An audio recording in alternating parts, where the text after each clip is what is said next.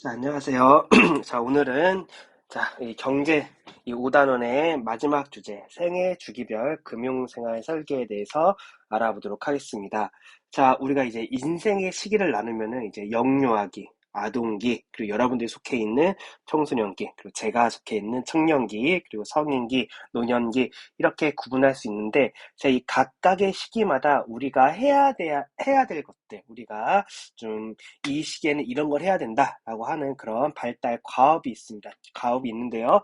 자, 그 과업 때 이제 우리가 뭔가 좀 공부도 해야 되고 일도 해야 되고 이런 여러 가지 것들이 있지만 우리가 또 중요한 게 어, 이 생애 주기마다 그럼 우리가 이런 자산 관리를 어떻게 해야 될지, 금융생활을 어떻게 해석해야 될지 그런 것도 우리가 알아둬야 되잖아요. 자, 그래서 그런 것들 우리가 한번 알아보도록 하겠습니다. 그래서 이제 학습 목표 보시면은 생애 주기별 과업을 파악하고 우리가 뭐 아동기 때는 뭘 해야 되는지, 청소년기 여러분들 지금 뭐 해야 되는지, 그 청년기 때 무엇을 해야 되는지 이런 과업을 파악하고 이런 각각의 주기별로 어떤 금융생활을 설계해야 되는지 그런 것도 알아보도록 하겠습니다. 여러분들 이거는 뭐 시험도 시험이지만 여러분들 인생에서 굉장히 중요한 것이기 때문에 잘 듣고 기억해 두세요. 자, 우선 이제 생애 주기란 무엇인가입니다. 생애 주기는 1년의 단계를 거쳐서 삶이 변화하는 모습을 단계별로 나타내는 것을 생애 주기라고 하는데요. 이제 보통 얘기하는 게 뭐 아동기, 뭐 청년기, 뭐 중장년기, 그리고 이제 노년기 이런 식으로 이제 생애 주기를 구분하게 됩니다. 자, 그리고 우리가 이 생애 주기별로 해야 되는 요구되는 과업들, 이걸 이제 우리가 발달 과업이라고 하는데요. 자, 우리 10대 때는 당연히 미래 자아실현을 위한 준비를 해야겠죠. 그리고 20대 때에는 적성과 소질을 탐색하고 장래 직업에 대한 고민을 하고 시험을 하고 이런 능력을 개발하는 그런 것들을 해야 됩니다. 자, 30대 때에는 이제 보통 결혼 및 출산을 하죠. 그리고 자녀를 양육하고 주택 마련을 준비하는 그런 과업이 있고요. 40대 때에는 자녀를 교육시키고 주택을 마련하고 재산을 형성하게 됩니다. 자, 이제 보통 이제 여러분들이 이제 뭐 부모님 나이대가 40대에서 50대시죠.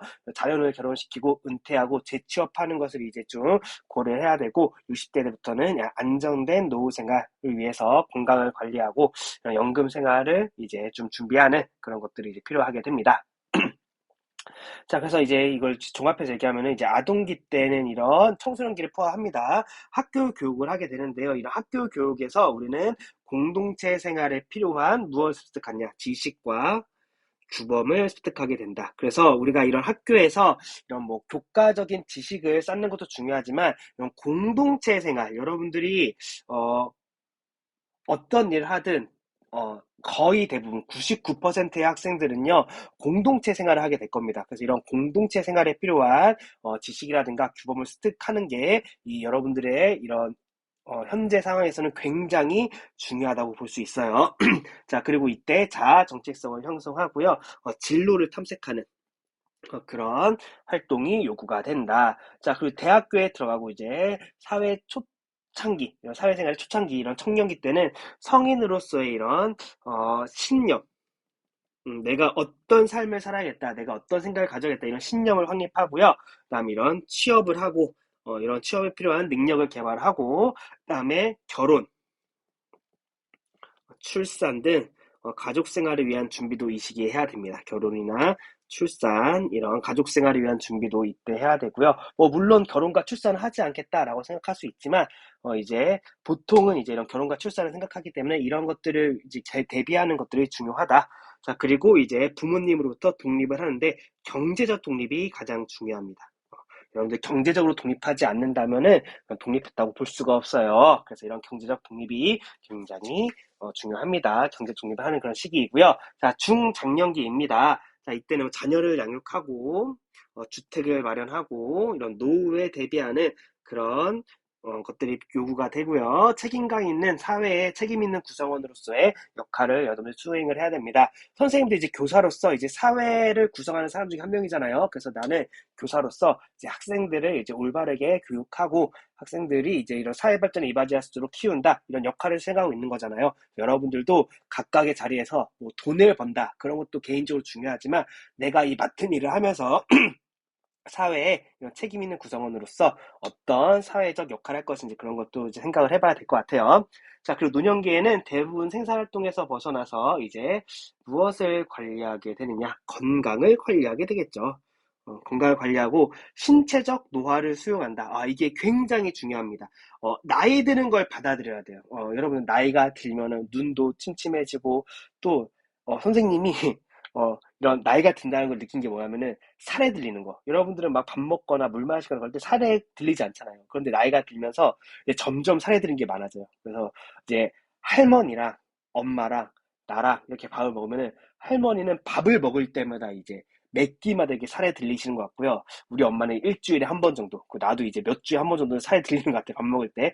이런 것들을, 이런 뭐 눈이 침침해진다든가, 뭔가 몸이 좀 체력이 딸린다든가, 그런 것들을 굉장히 슬퍼하고 굉장히 우울해하는 것보다는, 아, 나이가 들면서 겪는 굉장히 자연스러운 과정이다라고 하고, 이제 내가 이런 좀 신체적 노유를 좀 늦추거나 건강하게 늙기 위해서 어떻게 해야 되느냐, 그렇게 좀 올바르게 받아들이는 것이 굉장히 중요합니다. 그래서 이런 신체적 노화를 건강하게 수용하는 게 이때 굉장히 중요하고요.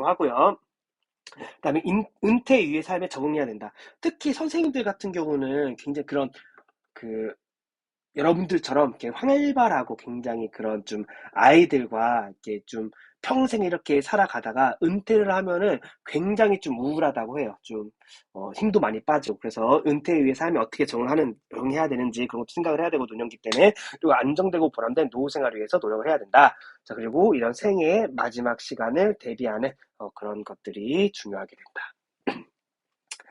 자, 이렇게 우리가 이런 생애 주기에 따라서 어떤 걸 해야 되는지 발달 과업에 대해서 봤는데요. 자, 이런 생애 주기별로 우리가 이런 여러 가지 뭐 직장도 가져야 되고 뭔가 사회 구성원로서 역할도 수행해야 되고 이런 것도 중요하지만 이런 재무 설계도 굉장히 중요하겠죠. 이런 각각의 생애 주기별로 내가 어떤 금융 생활 어떻게 해야 되는가 그렇게 재무 설계하는 거 굉장히 중요합니다. 자, 그래서 이런 재무 설계란 무엇이냐? 생애 주기 전체를 고려해서 생애 주기별 과업을 실행하기 위한 여러 가지 재무 목표를 설정하고 미래의 수익과 지출을 예상해서 과업 달성에 필요한 구체적인 계획을 세우는 과정을 우리가 재무 설계라고 이야기를 합니다. 자, 이 재무 설계는 왜 필요하냐? 당연히 여러분들 소득은 제한되어 있잖아요. 그래서 이런 제한된 소득을 활용해서 현재 생활을 유지하기 위해서 필요하고요. 그다음에 주기별 과업을 달성해서 예기치 못한 위험에 대비하기 위해서 그리고 안정적인 미래를 설계하기 위해서 이런 재무 설계가 필요합니다. 자, 그럼 이 재무 설계는 어떤 과정을 거치게 되느냐? 우선 첫 번째로 목표를 세우는 게 가장 중요하겠죠. 그래서 첫 번째로 재무 목표를 수립하고요. 자, 목표를 수립한 다음에 뭐 내가 뭐 몇 살 때는 결혼하겠다, 언제 아이를 낳고 어떻게 키우겠다, 언제는 집을 사겠다, 이런 목표를 수립한 다음에 자, 우선은 목표를 수립한 다음에 그 목표를 달성하기 위해서 나의 상태를 알아야겠죠. 그래서 현재 자신의 재무 상태를 파악해야 됩니다. 내가 현재 가지고 있는 자산은 얼마가 있는지, 그리고 나의 부채는 얼마나 있는지, 이런 나의 재무 상태를 파악을 하고요. 자, 그 다음에 자신의 자산을 늘리기 위한 재무 행동 계획을 수립을 합니다. 자, 계획을 우선 수립을 해야겠죠. 자, 이렇게 계획을 수립한 다음에는 재무 행동 계획, 수립한 계획을 어떻게 해야 된다? 실행을 해야겠죠. 그리고 이런 실행한 것을 당연히 실행 결과를 평가를 해야 됩니다. 평가를 해야 내가 어떤 문제점이 있는지 파악하고 그들을 이제 수정해 나갈 수 있게 되겠죠. 그래서 재무 목표 수립, 상태 파악, 계획 수립, 계획 실행, 그리고 이런 실행한 결과를 평가하는 그런 단계로 넘어가게 된다. 자, 우리가 재무 목표를 수립할 때는 어떻게 해야 되느냐? 생애 주기에 따른 과업을 이제 재무 목표로 설정을 합니다. 그래서 이제 뭐 내가 취업을 위해서 어떤 뭐 준비를 하겠다, 뭐 토익 학원 다니겠다, 뭐 자격증을 따겠다, 그러기 위해서 뭐 얼마가 필요하다 이런 것도 있고요. 내가 결혼을 하기 위해서 주택을 마련하기 위해서 어떻게 해야 되는구나 그런 목표를 설정해야 돼요. 자, 그래서 이런 재무 목표를 어떻게 구분하느냐? 단기 목표, 그리고 중기 목표, 그리고 장기 목표 이렇게 단, 중, 장기 목표로 나눠 설정을 하고 그리고 자신의 가치관 나는 안정성을 중시하는지 뭐 이런 뭐 수익성을 중시하는지 그런 것들을 고려해서 이런 가치관과 재무 상태 등을 고려해서 목표를 수립한 다음에 자신의 재무 상태를 파악해야 됩니다.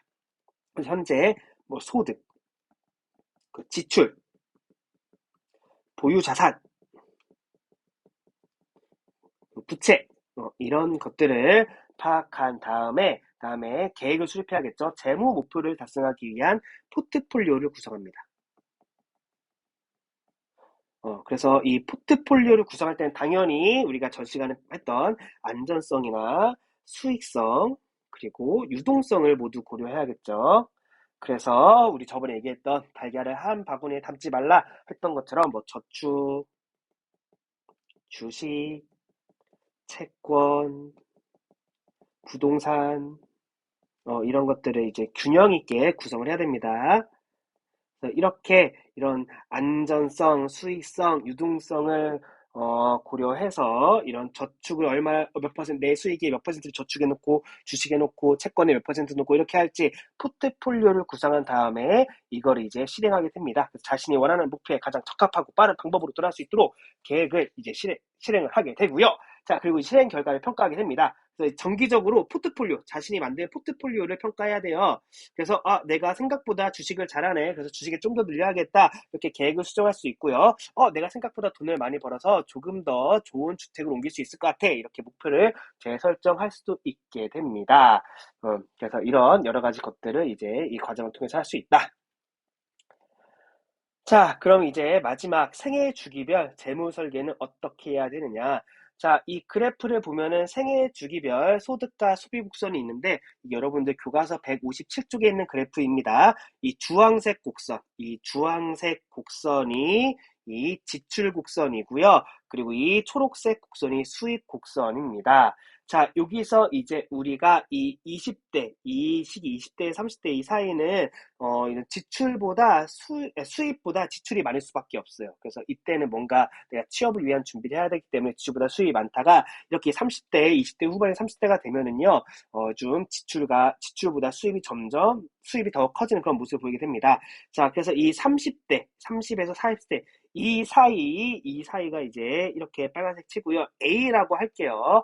자, 이 A 시기에는 점점 수입이 조금 더 늘어나서 처음으로 지출보다 수입이 많아지는 그런 모습을 보이게 되고요. 자, 그리고 이때부터 이 경제적 정년, 이 40세부터 이 시기를 파란색 B 시기라고 할게요. 자, 이 파란색 이 B 시기는 이제 여러분들이 수입이 절정이 되는 시기. 그래서 이 지출보다 수입이 훨씬 더 많아지는 그런 시기입니다. 그래서 우리가 이 빨간색 시기, 30에서 40세 이 시기를 우리가 축적기라고 부르고요. 축적기. 이제 자산을 축적할 수 있는 시기.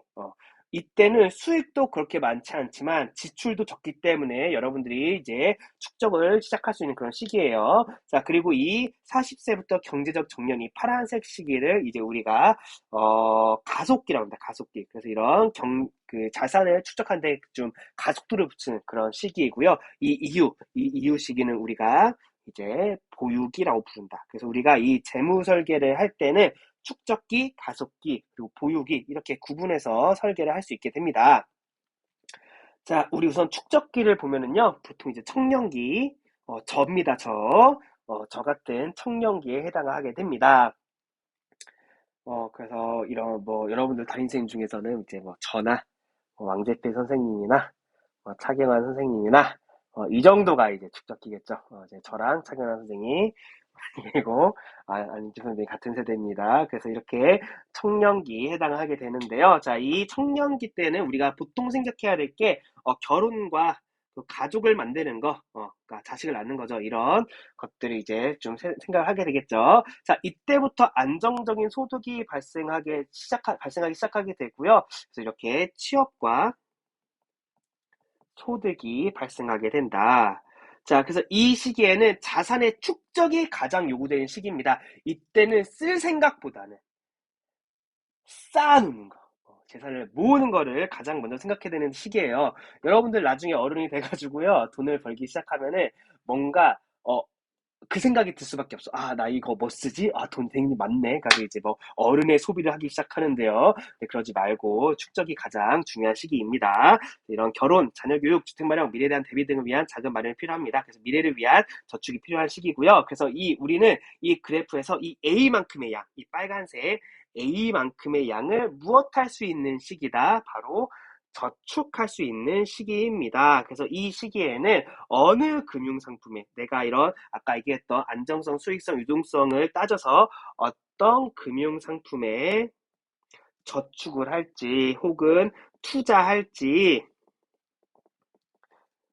결정하는 그런 시기라고 볼 수 있겠습니다. 그래서 이렇게 축적기가 있고요. 자, 그 다음에 이제 가속기입니다. 가속기는 이제 중년기, 장년기, 그리고 노년기 초반 네, 해당하는 그런 시기라고 볼 수 있겠습니다. 자, 가속기가 되면서 경력이 늘어나게 되고요. 경력이 늘어나면 당연히 소득도 증가하게 됩니다. 그래서 버는 돈도 많아지만 무엇도 증가하게 되냐? 지출 규모도 함께 증가하게 돼요. 그래서 이제 이 지출 규모도 함께 증가하기 때문에 계획적 소비가 굉장히 중요하다. 이게 돈, 좀 많이 버네, 전부 다! 라고 하면서 막 쓰다 보면은 난리 납니다. 계획적 소비와 함께 자산을 늘리기 위한 노력도 필요하다. 자, 이 가속기는 소득이 생애주기 중 가장 절정에 해당하는 시기이기 때문에 자산의 성장을 극대화시키는데 자산관리에 목적을 두는 그런 시기이고요. 축적기에 비해서 소득과 소비기차가 더 크게 나타난다. 그래서 이렇게 자산을 좀 더욱더 이제 쌓아놓을 수 있는 그런 시기라고 보시면 되겠습니다. 자, 그리고 마지막 가속기가 아니라 이제 이거는 좀 오타죠. 미안합니다. 가습기 이제 보육이죠, 보육이. 자, 보육인데요. 자, 이 보육이 때는 경제적 은퇴를 하면서 이제 무엇이 감소된다? 수입이 감소되는 그런 시기이다. 자, 그래서 이 수입이 감소하기 때문에 이제 우리가 무엇을 좀 생각해야 되지? 무슨 지출이 증가하게 되느냐? 우선은 생활비 지출이 증가하게 돼요. 우리가 회사에 있을 때는 회사에서 밥도 먹고 이것저것 하고 막 하잖아요. 그런데 은퇴라면 어디 있어요? 집에 있죠. 집에 있으니까 집에서 밥도 먹어야 되고, 전기세도 더 들고, 등등등, 이렇게 여러 가지 생활비가 더욱더 늘어나게 됩니다. 그 몸이 아프면 또 이제 몸이 안 좋죠. 나이가 들면 몸이 또 아파지잖아요. 그래서 이런 의료비도 지출이 증가하게 된다. 그래서 이제 은퇴 후 이런 생활비나 의료비 지출이 증가하기 때문에 이런 지속적인 소비를 충당할 수 있는 방향으로 자금을 보존하고 보유하는데 재무 설계를 해야 되는 그런 시기입니다. 자, 이때는 연금이나 퇴직금 등의 소득이 있을 수도 있어요. 그런 사람들은 이제 소비 금액이 더 그 연금이나 퇴직금에 소득이 있을 수 있지만 어쨌든 이 금액보다 소비 금액이 더 클 수밖에 없습니다. 왜냐하면은 아까 얘기했듯이 집에 있는 시간이 길어지면서 생활비도 늘어나고 의료비 지출도 많아지기 때문에 이런 소비 금액이 더 높기 때문에 소비 속에 이제 음해저축, 그러니까 마이너스 수익이 나타나는 그런 시기고요. 자, 그래서 이제 이런 이 보유기죠. 보유기를 대비하기 위해서 경제적 인퇴 이후에 뭐 국민연금이라든가 뭐 퇴직연금 그리고 조금 더 이제 좀 대비하기 위해서 이런 개인연금, 이런 연금 등으로 받게 되기 금액이 많아지게 되면은 비액이 여기를 필요한데 여기를 할게 이 시기 이 시기에 그냥 C라고 합시다. C. 그래서 이 B가 아니라 이 C의 크기는 더욱 작아지게 된다. 그래서 이렇게 여러분들 좀 돈을 벌 때 이런 연금 상품 등을 통해서 조금 더 우리가 좀 그 미래를 대비할 수 있도록 하는 그런 재무 설계가 필요하다. 자, 이렇게 해서 우리 마지막 주제까지 끝났습니다. 여러분들 1년 동안 고생 많았고요. 이제 여러분들 좀 이런 기말고사 잘 하시고 생활기록부 잘 기록해서 이제 1학년 잘 마무리하시고 2학년 때 더욱 이제 좀 좋은 학교 생활을 보낼 수 있도록 제가 기원하겠습니다. 고생하셨습니다.